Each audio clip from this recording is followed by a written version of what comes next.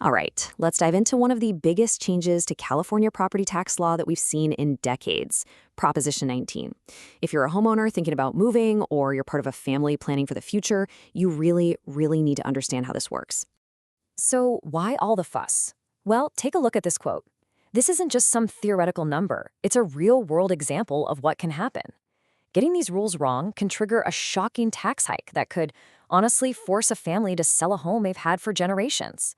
The stakes are just incredibly high. So, what is this thing exactly? The best way to think about Prop 19 is as a law with two completely different sides. It's kind of like it gives with one hand and takes away with the other. For some homeowners, it creates amazing new opportunities, but for families inheriting property, it introduces some pretty serious new challenges. And this slide really lays it out perfectly. It's the two sides of the Prop 19 coin. On one side, for people selling and moving, it expands your ability to take your low property tax base with you. But on the other side, for families inheriting property, it severely limits the old protections that kept taxes low. So let's break down each half, and we'll start with the good news. Okay, first up, let's talk about the bright side of Prop 19. This is the part that gives a lot of homeowners brand new freedom. It's all about something called tax-based portability, which is just a fancy way of saying you can pack up your low tax rate and take it with you when you move.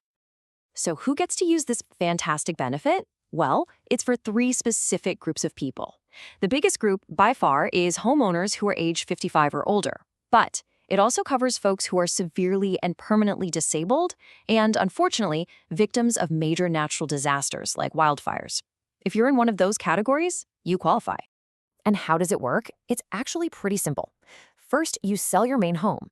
Then you've got a 2-year window, either before or after that sale, to buy or build a new primary residence. Now, here's the huge change. You can move anywhere in California. Before, it was just a few select counties. And you can do this up to 3 times. This is an absolute game changer for seniors who want to downsize or move closer to their kids. Okay, now we need to talk about the other half of this law. This is the part that's creating a real challenge for a lot of California families. This is where Prop 19 took away some major, long-standing protections for property that's passed down from one generation to the next. This table tells the whole story. Before Prop 19, the rules were pretty generous. You could inherit your parents' home, plus up to $1 million worth of other property, like a rental or a cabin, and keep that low tax base. You didn't even have to live there. Now, look at the after column. That's all gone.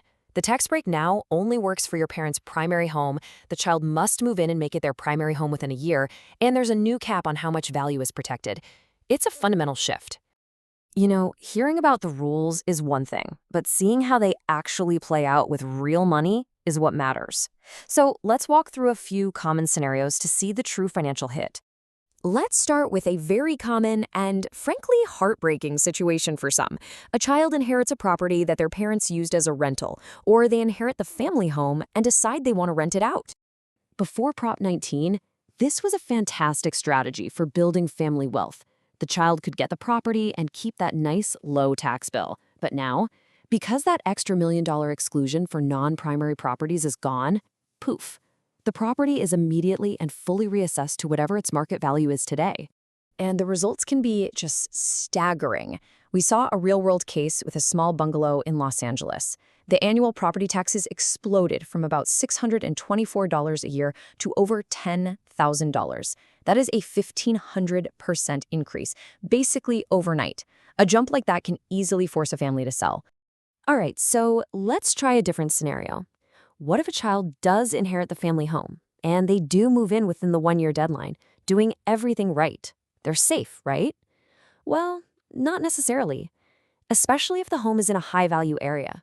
This is where that new value cap kicks in.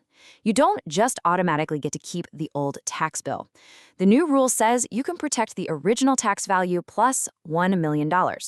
Any market value that's above that combined number gets reassessed. So in the example here, a home with a $300,000 tax base that's now worth $1.5 million is over that cap. So the home's market value of $1.5 million is $200,000 over that exclusion cap, and that $200,000 gets added right back onto the original tax base, so the new taxable value jumps up to $500,000. It's called partial reassessment, but it still means a pretty significant tax increase. Okay, let's switch gears and get back to the good news. Let's look at a positive scenario to see the benefit of Prop 19 in action. Imagine a homeowner. She's over 55, she's ready to sell her longtime family home and buy a new one that's a bit more expensive. Let's say her old home had that low tax base of $300,000. She sells it for $600,000 and then turns around and buys a new dream home for $700,000. Before Prop 19, her new tax base would immediately reset to that $700,000 purchase price. That would be a massive tax hike. But with Prop 19, the math is so much better for her.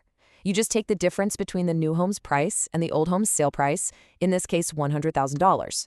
Then you add that difference to your original low tax base. The result? Her new tax base is only $400,000, not the full $700,000. That is thousands of dollars in savings every single year.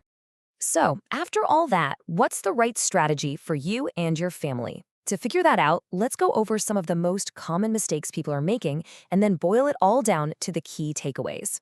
These are the traps you really want to watch out for. The biggest one, just assuming the old generous inheritance rules are still in place. They are not. Another big one is missing that strict one-year deadline to move in. And sibling buyouts, they can get very messy and easily trigger a full reassessment if they're not structured perfectly.